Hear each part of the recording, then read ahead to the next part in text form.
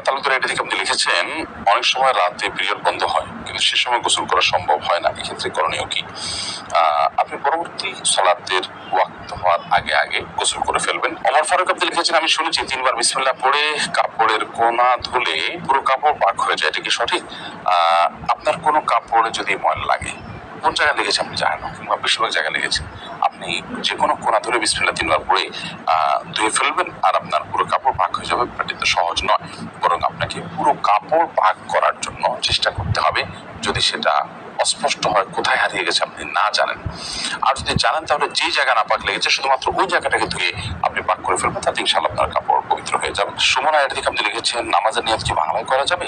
নিয়ত মানে তো মনের ইচ্ছা, মনের যে ইচ্ছা, মনের যে টার্গেট, মনের যে লক্ষ্য, আপনি কি নামাজ পড়ছেন, কোন সময় পড়ছেন, এটা কি করতে পারা, জাস্ট আপনার মাইন্ডে আপনি হাজির করলেন, মুস্তাহাজার যেটাকে বলা হয়, সেটাই যথেষ্ট।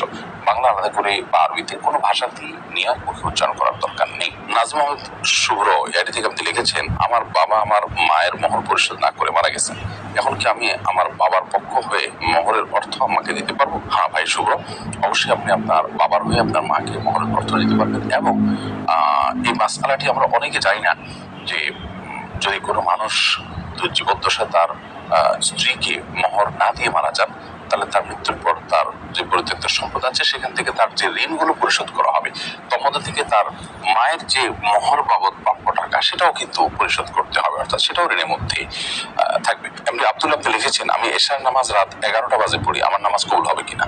এশার নামাজ রাত 11টা পড়লে সেটা হয়ে যাবে। বিশেষ করে রাতের 1/3 পর এশার সালাত আদায় করা উত্তম। মধ্যরাতের আগ পর্যন্ত এশার নামাজ পড়া জায়েজ। মধ্যরাতের পরে যদি কেউ রাতেও পড়ে তাহলে সেক্ষেত্রে সেটাও জায়েজ হতে পারে নিরুপায় ব্যক্তির জন্য। সচরাচর কোনো ওজোর ছাড়া মধ্যরাতের পর পর্যন্ত এশাকে নিয়ে যাওয়া উচিত নয়।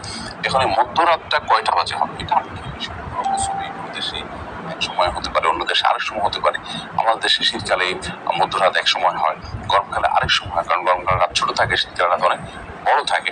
এটা ভ্যারি করবে যে সূর্য ডোবা থেকে নিয়ে সুবহে সাদিক বা ফজর ওয়াক্ত শুরু হওয়া পর্যন্ত পুরো সময়টাকে ভাগ করে তার ঠিক মাঝামাঝি যে জায়গাটা সেখানে হলো আপনার আমাদের সীমানা, তার আগে আগে আমাদেরকে এশার সালাত আদায় করতে হবে। আর পরে করলে আদায় হয়ে যাবে। যদি ফজরের সালাতের ওয়াক্ত হওয়ার আগে আগে তাহাজ্জুদ সময় 3টা-4টা বাজার পরে তাও আদায় হয়ে যাবে, বাট এটা অনুচিত এবং এরকম বিলম্ব করা উচিত না। নবী করিম সাল্লাল্লাহু আলাইহি সাল্লাম ওয়াক্ত মতো সালাত আদায়ের উপর আমাদের খুব বেশি গুরুত্ব আরোপ করেছেন। সিরাত উর্মি ইসলাম ইয়ারি থেকে আপনি লিখেছেন, বাবা ও ভাইয়ের সামনে চুল খোলা রাখলে কি গুনাহ হবে?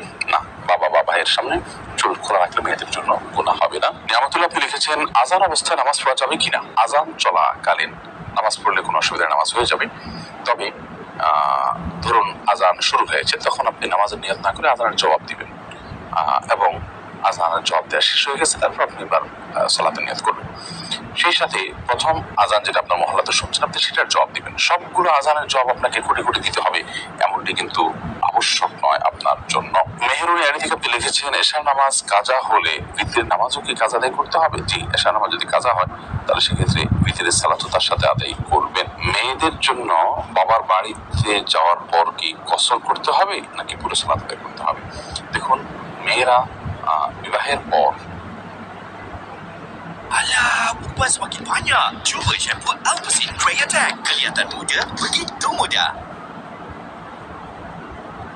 স্বামীর সংসারে যখন চলে আসা, এটাই তাদের বাড়ি, এটাই তাদের ঠিকানা, এটাই তাদের বসবাস। সেক্ষেত্রে তারা স্বামীর সাথে স্বামীর বাসা থাকবেন, তখন পুরো সালাত আদায় করবেন। আর বাবার বাড়িতে যখন যাবেন তখন সেটা তাদের আপনার বেড়ানোর জায়গা এবং সেখানে তারা নিছকই গেস্ট, যার কারণে সেখানে কিন্তু তিনি আপনার পুরো সালাত আদায় করবেন না, বরং কসরের সালাত আদায় করবেন। যদি সফরের দূরত্ব হয় সেটি অনেক দূরের হয় এবং সেখান থেকে মাত্র 2-4 দিন 5 দিন বেড়ানো নিতে চান। আর যদি সেখানে তিনি বসবাস শুরু করেন বা সেখানে বসবাসের তার সুযোগ আছে, সন্তান সেখানে থাকেন, অনেকে ঘর জমায় থাকেন, তাহলে সেখানে পুরো সালাত আদায় করবেন। আবু সাদাত সাইম আপনি লিখেছেন, আমি শুনেছি গোসল করার পর কলা ফল খাওয়া নিষিদ্ধ বলে হাদিসে উল্লেখ আছে, এটা কি সত্য? গোসল করার পর কলা বা ফল খাওয়া যাবে না এমন কোনো কথা কোথাও আছে বলে আমার জানা নেই। আপনি কলা বা ফল এটা যে কোনো সময় খেতে পারেন, অর্থাৎ আপনি স্বাভাবিক যে কোনো সময় খেতে পারেন। এমনকি গোসল করার পর খাবেন না, আগে খাবেন, সকালে খাবেন না, দুপুরে বিকালে খাবেন, সেটা কিন্তু আপনার শরীয়তের এক্ষেত্রে তেমন কোনো বক্তব্য নেই। বিশেষ করে যে কথা বলা হচ্ছে এখানে যে গোসলের পর কলা খাওয়া, ফল খাওয়া, সে কোনো কোনো কথা হাদিসে নাই, এটি যদি কেউ বলে থাকেন সেটি ভিত্তিহীন অবলম্বন করা। মোনালিসা মুন আপনি লিখেছেন, নবজাতকের জন্মের পরে আজান কি ছেলেদের কানেই দেওয়া উচিত নাকি মেয়েদের কানেও দেওয়া উচিত? নবজাতকের জন্মের পর আজান এটি ছেলে মেয়ে উভয়ের কানে দিবেন।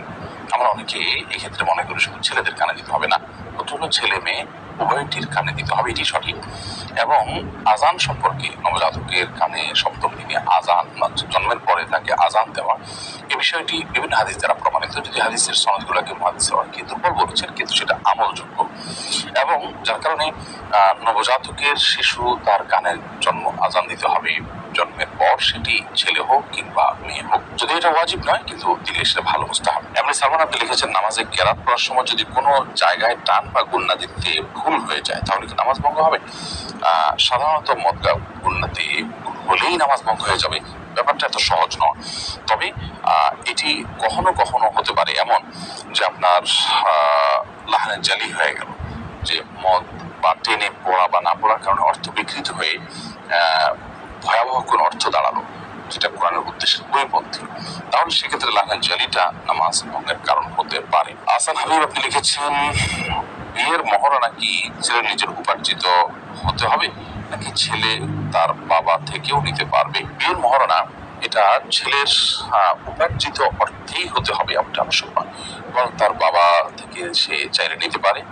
এবং আপনার বাবা যদি তার ছেলেকে মহারানা টাকা দেন, মা যদি দেন, কোনো বন্ধু বান্ধব যদি দেন, বা অন্য কেউ যদি তাকে হেল্প করেন, তাহলে সেটা তার জন্য নাজায়েজ বা গুনাহের কিছু হবে না। কারণ একজন আরেকজনকে গিফট উপঢৌকন দিতেই পারেন। বাকি এটি মূল আপনার কর্তব্য হলো, এটি আদায় করার কর্তব্য হলো ছেলের উপর। তাকে কেউ দিয়ে দিল যে ঠিক আছে তোমারটা আমি আদায় করে দিলাম, বা তোমাকে আমি টাকা দিলাম তুমি এটাতে আদায় করিও, সেটা জায়েজ হতে পারে। ইয়াসমিন খাতুন আপনি লিখেছেন, অনেকে বলে দাঁড়িয়ে পানি খেলে নাকি শয়তানের প্রসাব খাওয়া হয়, এটা কি হাদিস সম্মত? না ভাই, এটা হাদিস সম্মত কোনো কথা নয়। আমরা অনেক মন গড়া কথাবার্তা বানিয়ে নিয়েছি, যেগুলো হয়তো মানুষকে সংশোধন করার উদ্দেশ্যে কেউ বানিয়েছেন। যেমন দাঁড়িয়ে পানি করলে সেটা শয়তানের পেশাব খাওয়া হয়, নাউজুবিল্লাহ। তারপরে কেউ যদি শুয়ে শুয়ে বই পড়ে তাহলে সেক্ষেত্রে ক্ষতি হয় মুখটা। তারপরে বই পড়ে যদি কেউ পৃষ্ঠা খুলে রেখে যায় তাহলে শয়তান পড়ে ফেলে। এগুলো সব লোকমুখে প্রচলিত এবং বানোয়াট কথা, যেগুলোর কোনো ভিত্তি করে কোথাও নেই। এগুলো যারা বানিয়েছেন হয়তো বা তারা এই জন্য বানিয়েছেন যে ধরুন দাঁড়িয়ে পেশা পানি খাওয়া তো আসলে স্বাস্থ্যের জন্য ভালো না, গলা আটকে যেতে পারে, আর শরীর দৃষ্টিকোণ থেকে এটা ভালো জিনিস না। তো এই খারাপ কাজটা যাতে কেউ না করে সেজন্য একটু শক্ত করে একটা বানোয়াট কথা দিয়ে তাকে ভয় দেখাই দিলেন। তো এই ধরনের বিষয়গুলো সৎ উদ্দেশ্য করা হলেও অনুচিত এবং নাজায়েজ। কারণ মান কাযযাবা আলাইয়া মুতাআম্মিদান ফালিয়াতাবাওয়া মাকআদাহু মিনান নার। নবী সাল্লাল্লাহু আলাইহি ওয়াসাল্লাম বলেছেন, আমার নামে যে মিথ্যা কথা বলবে, মিথ্যা কথা রটাবে, সেজন্য তার ঠিকানাকে জাহান্নামে জেনে রাখে। বিধায় এই ধরনের আপনার বাণী বা এই ধরনের কথা বলা এটা জায়েজ।